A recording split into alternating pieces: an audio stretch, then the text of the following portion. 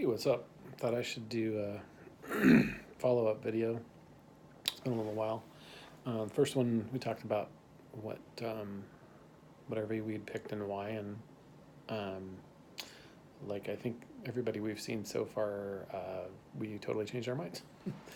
um, our MO is kind of to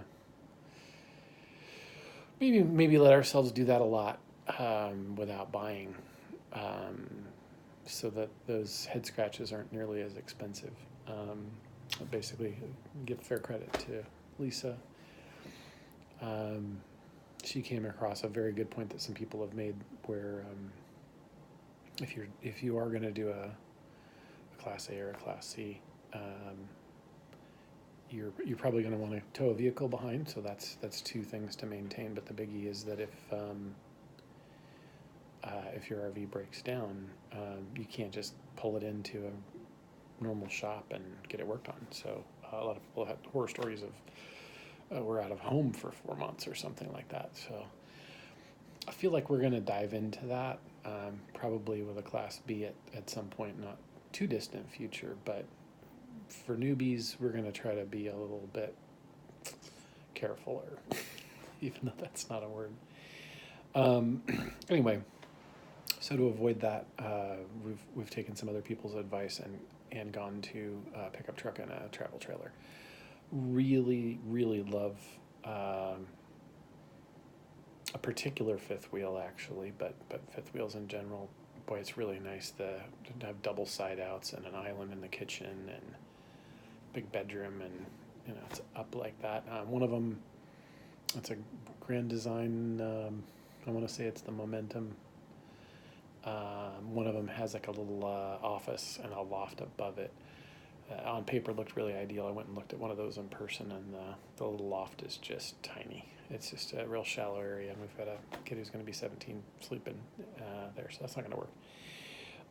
It's also really expensive, and the other thing is that towing capacity is really daunting. You start to get up really high teens and up close to 20,000, and boy, you suddenly feel like you've got to buy yourself a semi or something, and not only a great expense, but also I don't think I'm ready to drive a dually yet. Gonna work my way into that. So tentatively now we're all the way down to Toyota Tundra with a Crew Max cab. We've got potentially 2 dogs and a cat and a teenager and baggage. One of the appealing things about the newer Toyotas like that, the Tundras, is the back window rolls down. So I'm hoping to get like a tonneau, not a tonneau cover, a tall shell for the bed that attaches like to the back of the truck. Because if you roll the window down, we can have the dogs back in the bed of the truck. They got plenty of room to move around. We can put doggy beds back there. They can poke their head in and bug the kid, say hi to us. Not really easy for them to get up in the cab. Cat's probably going to be happier that way too. We'll have some more elbow room. And then for the trailer, we really like the Grand Designs. The quality of those is just amazing. But we've come across a Heartland that has it's not just a bunkhouse, but it's just a slightly alternative layout where you've got a little mini dinette underneath one of the bunks on one side. And in our case, if we're going full time, I've got to work from home. That becomes a big issue. We've looked at toy haulers for that. Oddly enough, I've got a motorcycle that I'd love to bring along too, but I don't see how we're going to be able to do that weight wise. But that's a whole lot of moving back and forth and turning the kids' room into my office when we wake up in the morning in sync, and just not realistic. So what we're really seeking is a means to basically for each of the 3 of us to have some personal space. So with the bunkhouse, an upper bunk can be kind of sealed off, maybe with some insulation or something like that, and create a little cover or pod or something more than curtains, so that the kid's got his own space. And in this model, across from that, there's this dinette where mom could be working on her artwork, which conveniently chose a new place to film. This is some of her amazing, just brilliant work. I'm a wannabe artist. I've painted since I was a little kid, and I've always loved doing it, but I don't have this level of skill. My wife was just born with this, and it just showed up all of a sudden. She just started doing it a few years ago, and I slowly started stealing them from her as she would say, "Oh, this is terrible." Yeah, look at those. It's just, anyway, you're not here for that. Or maybe you are. I've tentatively decided to call this Unclipped. I gave it a lot of thought and thought, what are we really doing here? This isn't really about the mechanism that we're using, which is full-time RVing. People moving into tiny houses, people going off grid, anything where you're taking control of your life, I mean, that's what it's really all about. Having that freedom. And what came to me was the notion that when you're rock climbing, which I've done a fair amount of, I've never done clipped in rock climbing. I've never climbed with a rope. And that's not bravado. It's just spontaneity. There's an opportunity. I don't really particularly want to get into a whole nother sport and gear and all of that kind of thing. So it's just been sort of incidental, but I grew up skiing in some pretty extreme environments. So I think I have a decent beat on how to assess danger and mitigate risk. All that double speak, but any which way you're going to use to get out of kind of the trap that I feel like we're all in. I'm thinking of as being unclipping, and in the climbing parlance, you have this rope that's been tagged into the wall that everybody's using, and you're clipped onto it, and you've got a harness, and you have a great deal of security and safety because of that. You can actually climb, with the confidence of maybe I'm going to get bonked, maybe I'm going to skin a knee. It's good that I have a helmet on that I might actually get a concussion even being clipped in. Things can fail, but you can climb with a lot of comfort and confidence that way. But immediately you realize your path is going to be controlled by the rope that you're clipped into. And living here in suburbia, working for corporate America, basically just handing over my whole decent paycheck to bills all the time. There's no living going on. I'm clipped in, I'm part of the mechanism. I've got that security of not really the job, but participating in the whole thing as normal has led us here to a 2,400 square foot house full of stuff, so much stuff. Since our last video, we've purged and purged and purged. I've been selling stuff like crazy, and it's really freeing, especially when I come across things that I had previously just treasured, and I really think about storing it, moving it. How much do I really use it now? How much will I use it in the future?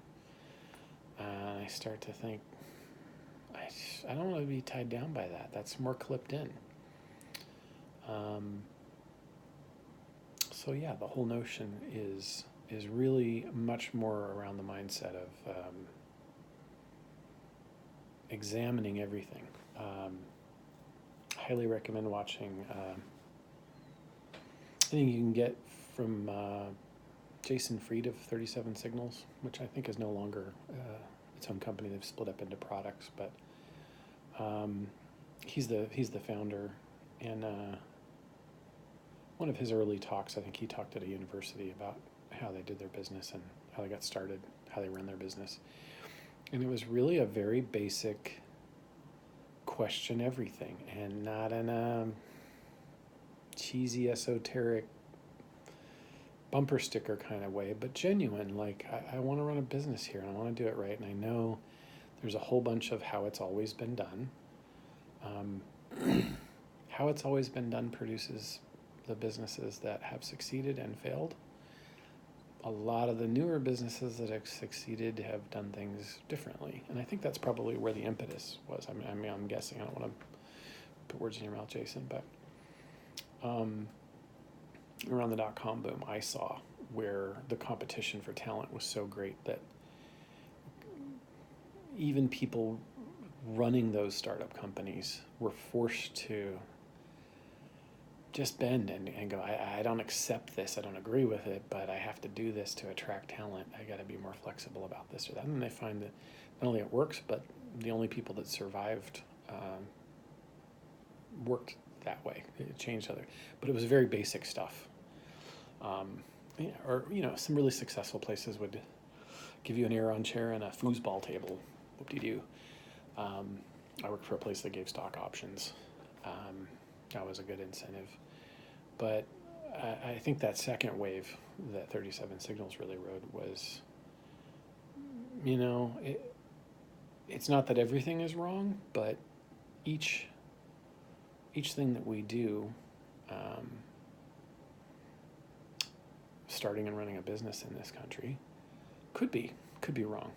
There could be a better way, and that's all he did. It wasn't a condescending "I know better." It was just stop and question this. And there are a huge raft of things that a software company would always have and always do that they don't do, and they've been tremendously successful because of it. So I'm looking at it that way. I'm looking at life that way and going, do I have to parent this way? Do I have to husband this way? Do I have to live this way? What about this is nice? Well, I like this. I love this. Look at that, Monday. That's just brilliant. Some more of that. And that's kind of how we're dealing with the stuff that we're purging too, is it's not just the freedom from clutter. There's also a very overarching feeling of this path that we're headed down really ends up being about a notion from a book I read some time ago called Your Money or Your Life that sorry, Mom, I resisted for like 15 years.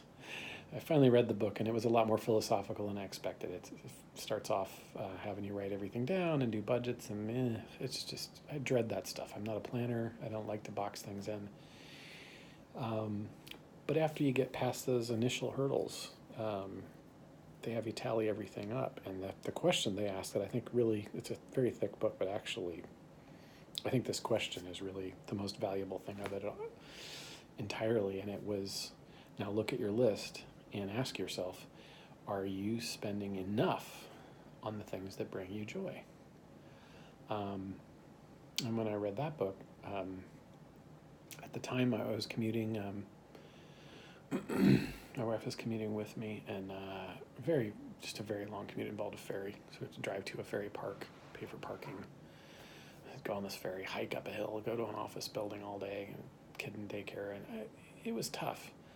The whole thing, but we did our best to make the most of it. Beautiful environment, certainly a more interesting commute than a lot of people have, but having looked at that for a while, and I know that's a big cost center, what I realized was that I was not deriving any joy from paying for parking. And of course, a lot of people would say, well, yeah, when is parking joyful? Well, it can be. I mean, depending on what your alternatives are. You stop paying for parking, what are you going to do? You're going to take a bus? You're going to hike? You're going to walk? You're going to ride a bicycle? What is the alternative worse? In that case, hey, I'm going to pay for a parking spot up front. I have a good friend who did that for a very long time. Paid an astronomical amount of money to park in a parking garage at work. It was like a car payment, but for them it was like I know where I'm at. I'm safe. I'm secure. I'm not dealing with stuff on the street. Sometimes I work late. It's just worth it, you know? So for them, it did bring them joy. But for me, it was like, well, saves a little bit of time, costs a lot of money. And I just kind of shrugged at that. But as I went down my list, I went, well, there's always this cliche of like, if you just spent less money on mochas, then suddenly your whole financial life is better. And boy, you ever hear somebody say that, just call bullshit and hit pause. That doesn't add up. Not that I'm telling you to go waste all your money on mochas, but that comes back to this lifestyle. Is the joke I've always made is like when you're concerned about your budget, do you start with how much do you spend on gum, or do you start with the biggest expense, which is what does it cost to live in a house? And for us, it's probably at least $2,500 a month that worth of expenses that we would not have living in an RV. It's a lot. Just silly things like water and garbage and stuff. It gets to be astronomical. And how much time you have to spend paying for that really takes away from living. So we're just really paring that down to just keep the pieces that give you joy and getting rid of this stuff. But the freedom isn't just this esoteric, happy rainbow pine cone. I don't have things. I'm not getting rid of these things, for example. I got that when I was 25. I got those when I was like 16. I got those when I was like 25 as well.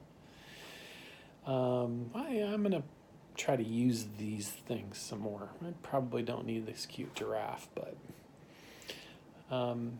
things like that. But the biggie is there's a little bit of excitement around, and maybe this will click with some of you. I don't know. I feel like a lot of movement in this kind of direction is often this wholesale departure where you're saying, that's it, I'm going to become a dirty hippie, and I'm going to eat dirt and live like a Buddhist monk. And again, question everything. You can walk away from the military industrial complex and corporate America and all of that stuff. You can free yourself from a lot of that. You don't have to quit your job necessarily. You don't have to stop having nice things. You're just choosing what you're gonna really do. So one of the freedoms that comes up out of this is when we start to talk about, we should definitely have one of those kinds of things. If we're living like that, let's say we should have a rain jacket for this or that. There's really no point. It's wasteful even to go just get something. You should probably go research and get the best Gore-Tex Hallie Hansen rain jacket that money can buy. Every item that we're gonna buy is gonna be a buy it for life item. If we can't buy the buy it for life item, we're just not gonna buy it at all. Just wait. And of course, some of that comes from the savings, but there's also the justification of resource and space are limited, time is limited. We're trying to live a concentrated life. That doesn't lend itself to a bunch of extra crap. I would say probably 60% of the clothing we have in our house is stuff that's it was cheap and it broke quickly, or it didn't fit, or whatever, but it was cheap or free. We have lots of stuff that's free. We're pretty frugal about scoring stuff for a good price or free. But we've accumulated a lot of crap that way. So with this, it's like, boy, I've only got this little closet space, I better get a really sturdy, sweat-wicking shirt, or a really, really, really nice camera, or Not so much, gluttony in that regard, just quality, just kind of in the same regard that European vehicles used to be, where they just always had better quality. And I think that came from the fact that it wasn't as easy to get a car there, still isn't. Gas is expensive, insurance is expensive, getting a license is a lot harder. There's a lot of restrictions. So you get all the way to the point where you're actually buying a car in Europe, and by that time you don't want to fuck around. I mean, you're going to get yourself a Volvo. That thing, you're going to drive a Mercedes. They're going to drive it for life. They're going to last forever, because replacing that with any frequency just really doesn't work. So it's a little bit like that. If we're off in the mountains and that shoelace snaps because it was a crappy pair of shoes, we're not 2 minutes from a big box store like we are now. So that's just an example. But I think that gives each of us something to really look forward to. The few things that I am going to have are going to be really nice. They're going to be very high quality, and they're going to matter to me, and I'm going to take care of them, and just a really different mindset. So, again, the big shift was thinking, going to go to travel trailer, have that personal space, as much of it as we can, as normal of a vehicle as we can. The Toyota's, it's a decent sized truck, but it's going to fit almost anywhere. And just, I think that's the best we can do right now. I mean, I'm going to keep trying on everything. I've even gone as far as a very used Mercedes G-Wagon with a really, really light trailer, or we could, if we get this giant truck, we could have that fifth wheel, or I'm doing as much as I can of that without spending tens of thousands of dollars to go, no, actually that doesn't work for me. Knowing that we're going to end up doing that anyway. I think we're just going to take the best shot we can, and probably the biggie is, how do we take to this? How do we handle it for a year or so initially? And then what happens with our kids? Our youngest is going to be 17. He's probably going to be doing high school online. He might be doing college online. He may want to go to college. He may want to stay traveling with us. He might get sick of that. We've got two older kids that may want to vacation with us or join, or so that's going to be a factor, and if we get to where it's just the two of us, it's a real dilemma whether we want a giant Class A with two pop-outs, can kick back and put our feet up sideways, or we're going to be like, wow, I really wish we could just have a van that's super tight and fit anywhere and explore more. I would bet if we keep doing it, probably both of those. We'll have an urge to explore, and then we'll maybe, having explored, settle down to these are the places we want to be. And I love that notion. Places. We've always had an east-west coast conflict, where the cool stuff is, where the family is, where there's stuff to do, friends, and with this lifestyle, we can just say, yep, both. We won't miss those fall colors. But we also won't miss this ocean thing. So that's where we are. So I'll try to keep you posted. It's a little difficult right now with all the chaos, trying to pull all this together and get rid of all this stuff and figure out the money.